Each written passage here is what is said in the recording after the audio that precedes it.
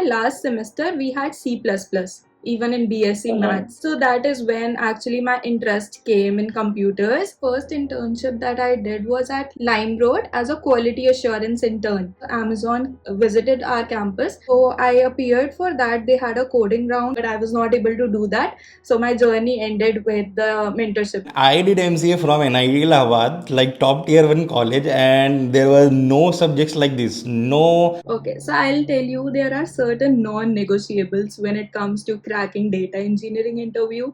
One of them is SQL. So if you are able to do these 100 questions, so then you'll have a hands-on from easy to the most difficult questions in SQL. At least for Google, you mentioned that recruiter reached out to you, but Like go ahead and target in between 35 to 40 LPA. I have been asked this crucial question by so many folks and so many number of times, and at some point of time I asked this question to myself as well. And the question is it possible for the folks who are coming from the B.Sc or MCA kind of background to crack top tier 1 companies like Google, Amazon, Facebook, Microsoft, Uber, and many more? If you want your answers, then you must watch this podcast till the very end, because our guest speaker has actually done it. She is coming from a B.Sc and MCA kind of background and cracked Google for the data engineer role. So yes, it is possible. And if you have seen my previous videos, I am also coming from B.Sc and MCA background, and I also got the offer from Google for the data engineer role.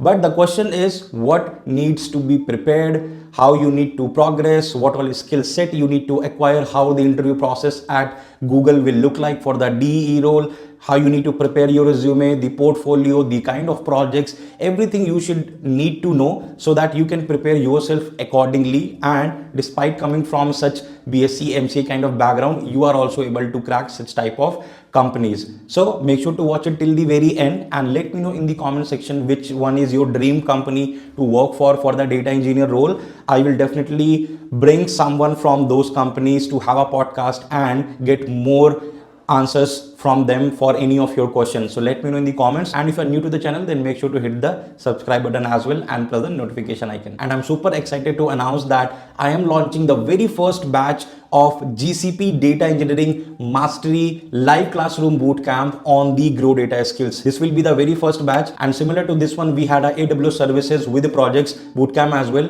where the focus was AWS services plus the top-notch industrial projects. So similarly, this will be the 6-week live classroom bootcamp, and our focus gonna be those GCP services which data engineers use very frequently to build the scalable data pipeline. We will deep dive into each service and we will create top-notch scalable data pipelines on the GCP as well. So bootcamp is live now. Admissions are open. Live classes will be starting from the 26th of April. And to make this bootcamp very impactful, I have kept very limited seats in this bootcamp. So those are filling very fast. You can find the link in the description to enroll today, or you can visit www.growdataskills.com. And just for my YouTube family, there is a early bird offer. You can use code 𝗶cie𝗶𝗹. So starting 30 folks will be getting exclusive discount offer, and giving you the quick overview of the curriculum. And obviously, you know how we keep the things affordable at the Grow Data Skills. You will be getting the certificate of completion as well.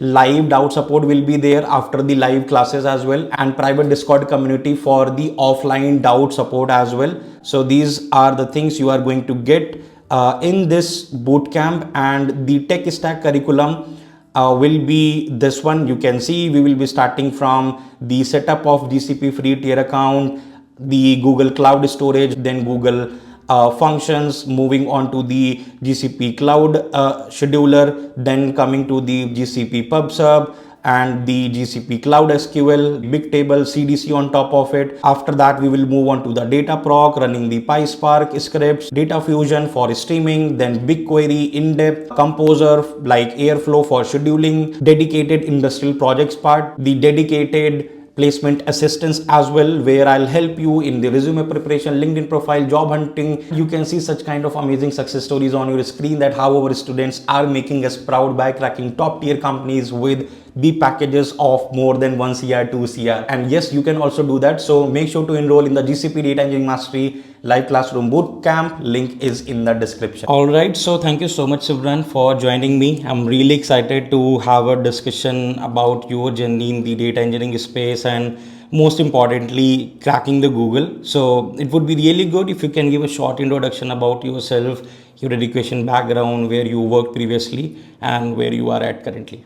Yeah, hi Shashank. So thank you for inviting me over here. I'm Simran Kaur Bindra. So as my educational background is concerned, so I've done my Bachelor of Science in Mathematics from Delhi University. Then I did my Masters of Computer Applications from Indira Gandhi Delhi Technical University.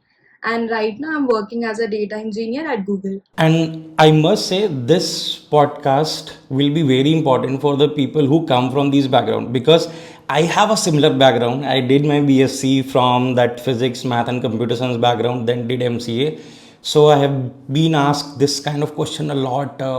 Whether it's all about B.Tech folks cracking big companies or folks coming from B.Sc, MCA kind of background. So she's the right example in front of you. So Simran, you mentioned you did your B.Sc from maths. What were your plans after that, and how come did you decide to go ahead for MCA despite having no background in the computers? Because I can totally relate. I was literally confused after my BSc that where the hell I will be heading in future, what I am supposed to do. So I want to know your thoughts. Yeah, so when I was doing BSc, I had my classmates and they were all going for MBA after BSc in maths. So even I joined CAT coaching and I was like, okay, I'll go for MBA. But then during my last semester, we had C++, even in BSc maths.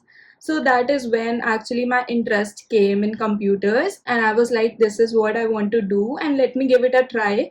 So I was like giving entrance exam even for MCA and I was able to crack for IGDTU. I got like 12th rank there. So then I was like, probably this is what is meant for me. Then I just went for it. Okay, so when you actually introduced to programming for the first time, how did it feel? Like, because even in my BSc, there was particular computer science subject. Still, I wasted my 2 3 years. I literally mugged up simple centigrade to Fahrenheit sort of programs and just cleared my exam. So, how did you take it forward? So I actually took science in my school also. So in 11th and 12th also I had computer science. So I studied C++ even in my 11th and 12th. So I had that interest from the very beginning that I do want to become an engineer. But then I went into like BSc and I couldn't do BTech for some personal reasons. But then somehow it was just there for me that yes, I was supposed to be an engineer. No, I can totally feel it, and sometimes it feels like you never know when your random decision may turn up into a best decision after some time. Moving into your professional journey, after completing your uh, MCA, how did you get your first training or internship sort of opportunities? So you started. Yeah, so the first internship that I did was at Lime Road as a quality assurance intern. So that was through referral. I just went for it. I was like, I need to do some internship, something should be there in my resume. So I just went for it. It was a quality assurance intern. I did it for like 2 months, summer internship.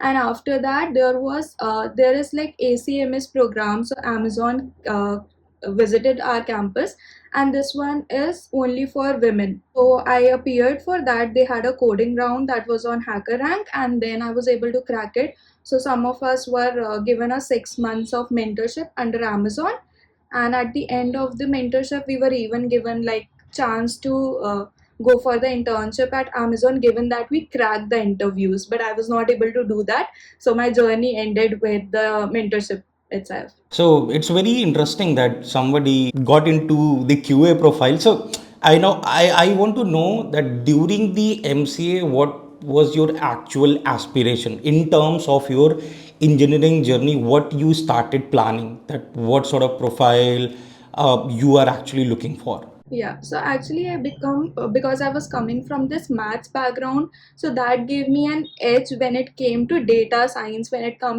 came to like ML and stats. So those were the things which actually I wanted to do my coding and everything in those things only. And but to be very honest, because coming from this background, I saw like other classmates, they were like very much familiar with things, and I used to literally study even in metro, that what am I going to do. During my first semester, I had no clue what I'm doing. But yeah, everything just worked out because I was learning. I kept on learning. I was sitting with the toppers in the class just to keep on learning, grasping things from them. And yeah, because of the classmates that I was surrounded with, it just worked out. After completing your MCA, how did you get your first job in the data engineering, and were you actually aware about this type of job profile during your MCA or even after that? So just summarize all that experience. How did it happen? Yeah. So, like in MCA, we did have database management system, we did have ML, we did have AI, we had like all these courses in our semester. You had all those things. Yeah. So, as part of our curriculum itself, we had all of those. I did MCA from NIT Allahabad, like top tier one college, and there were no subjects like this, no subjects related to data, and it's like a typical legacy curriculum. I mean, not even Java, but I'm really amazed that these kind of subjects were there. Yeah, so I think that actually helped me. And then Cisco was the first company to come that came to our campus, and I was able to crack it. So yeah, so I was given a 6 months internship plus the full-time employee role at Cisco as a data engineer. So, like they actually visited for this type of profile, or they visited for software engineering, and then in the organization they divided these type of roles. No, they actually had three roles. So they came for software engineer, consulting engineer, and data engineer. So I think based on my resume, I was selected for data engineering only because I was having all the ML and AI projects in my resume. So I think I can ask a very important follow-up question who might help those folks who are in their graduation, maybe the last year. So when they typically visited for the data engineering profile, what was their interview process? Like how many rounds of yours they took, and what all things they did focus on? Yeah, so for me, the very first round was actually they asked SQL and they asked Python. So it was probably like the problem solving programming round that they had. And even after that, they asked some aptitude questions. So that was like the first round. And then in the second round, it was like they were grilling me more on problem solving, and they were more interested in the SQL and then DS algo stuff. I'll not say the complexity was too high. It was like it was probably medium complexity over there. And then after that, I had my manager round, and that's it. Yeah, these were the rounds. When you started your journey as an entry level fresher, Simran, in that too in Cisco, how much CTC they were actually offering? Because this insight will also help the people know that okay, what should be their expectation as an entry level fresher. Yeah, so I'll not give the exact amount, but it was Yeah, kind range. of like, Yep. yeah, it was like you can say in between 12 to 15 LPA. Now you have started working at Google as a data engineer, and I know we had a discussion. You also grabbed offer from other good product based companies. So what kind of ideal end to end data engineering roadmap did you follow, and what all things did you master to crack and get the offers from such top notch companies? Okay, so I'll tell you there are certain non-negotiables when it comes to cracking data engineering interview. One of them is SQL. So, and it's going to go like the difficulty level is going to be like on top. So you need to know even like concepts like windowing to recursion in SQL. So for me, I can just tell you what helped me was there are 50 questions available, SQL questions available on LeetCode. Okay. Okay, and then there are 50 more, which is like the paid version in LeetCode.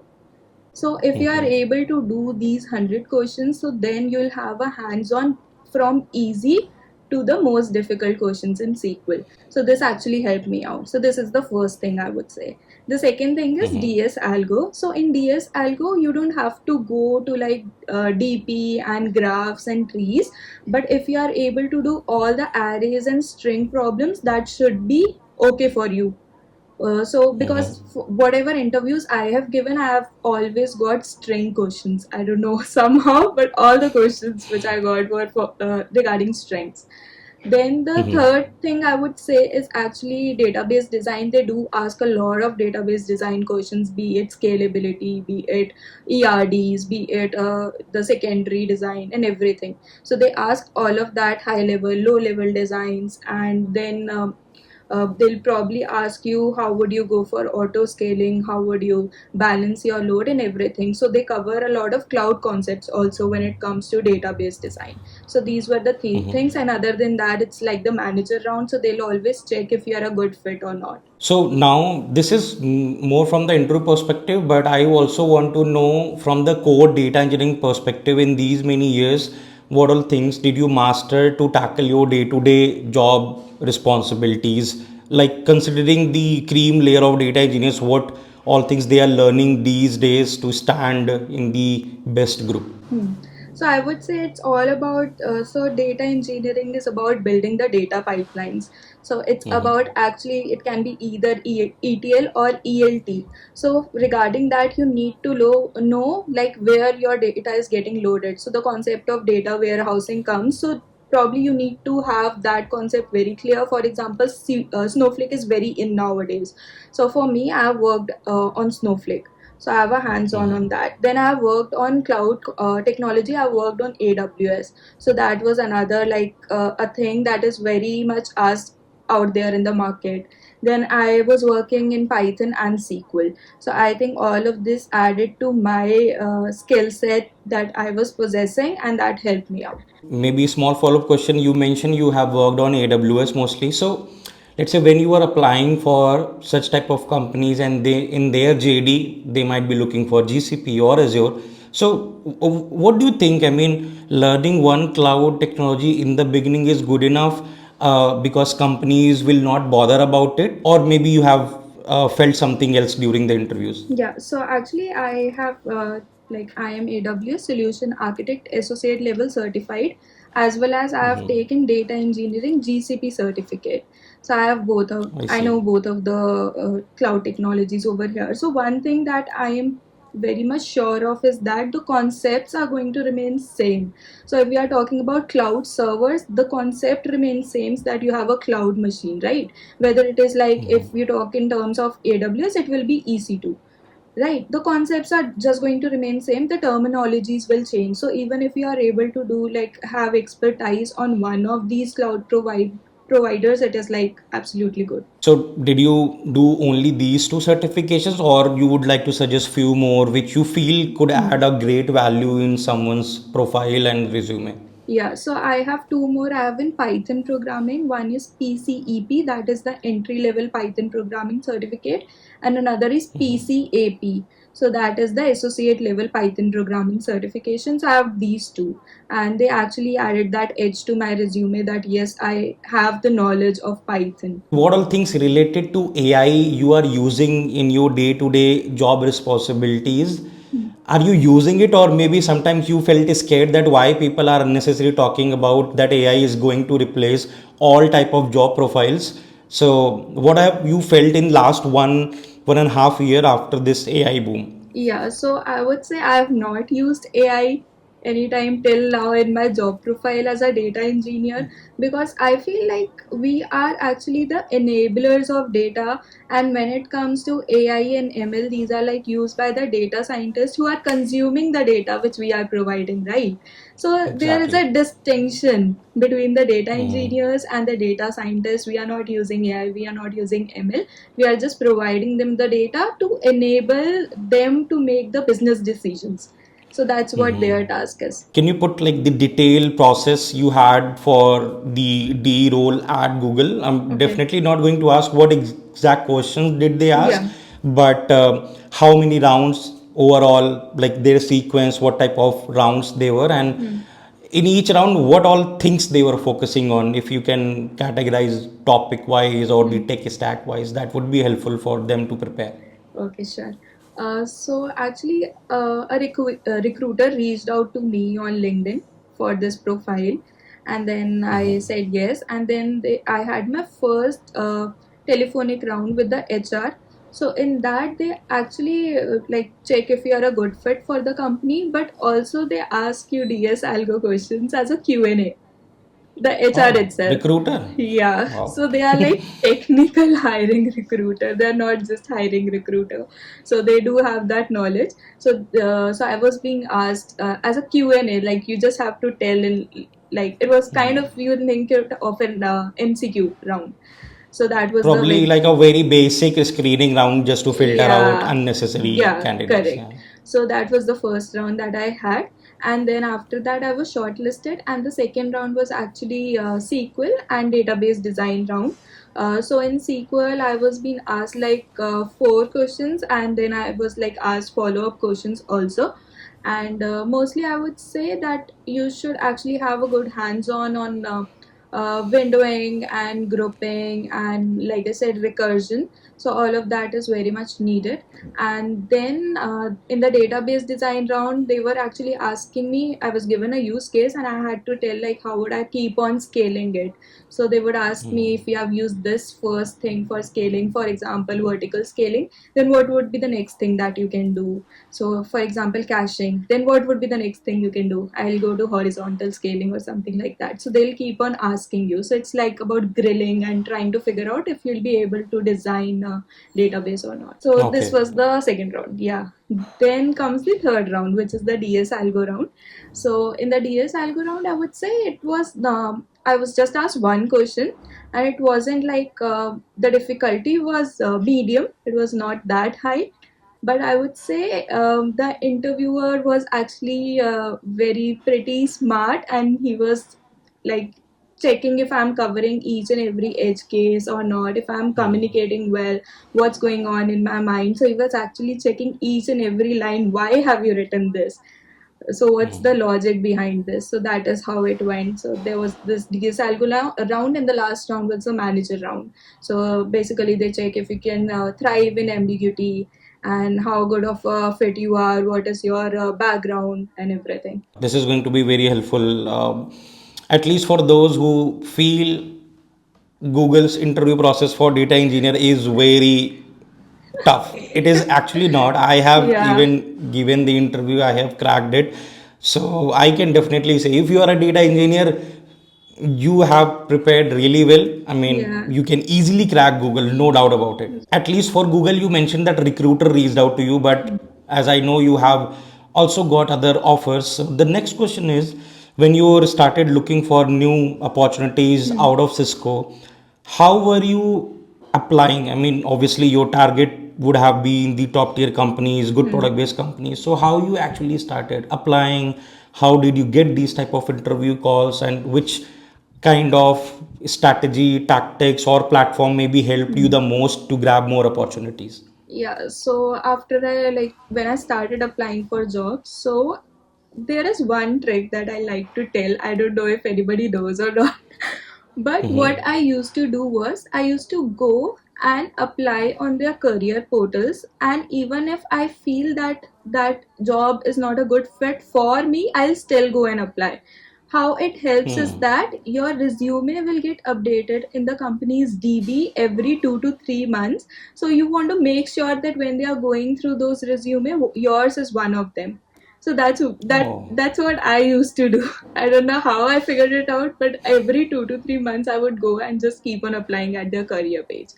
And when it is about like the interviews that I got, so I have given at Apple, I've given at LinkedIn, then Google and Expedia, Decathlon. I've given at all of them. And to be very frank, for LinkedIn, Apple, Expedia, Google, the recruiters reached out to me on LinkedIn. so like now seems like you probably created a top-notch LinkedIn profile as well. So anything you learn from somewhere which help you to create such type of LinkedIn profile. What do you feel about your LinkedIn profile? If you want to highlight some points which people should take care while preparing theirs. Yeah, so like I said, certifications actually will validate your knowledge. So I make sure I'm taking some or the other certificate every 4 to 5 months, and I'm updating the LinkedIn profile. And because if the recruiter is trying to see the LinkedIn profile through certain keywords, so those keywords should be there. For example, Python, AWS, Snowflake, cloud technologies, all those keywords should come in my LinkedIn. So that's the very first thing. And other than that, I think it's about making good connections. So I do go and just send requests to other Googlers, to people working at MAANG. So I do that and try to connect with everyone. Like, did you also try for referrals or cold emailing stuff, or like LinkedIn literally helped you and you did not go to somewhere else to apply?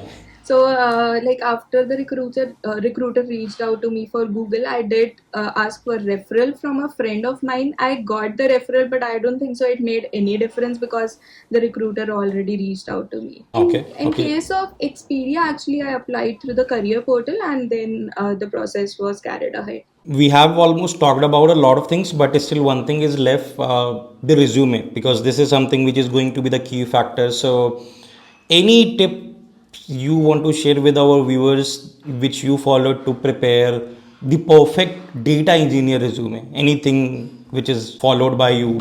So I have another friend of mine. She is also a Googler. So while I was just out of college, she was already in Google. So I asked her, I sent her my resume. I asked her how my resume should look like. So she suggested me just keep it one page only. And that's what I have done till now. Don't make it 2 or 3 pages. You want to have it very crisp and very like short, one page. That's it.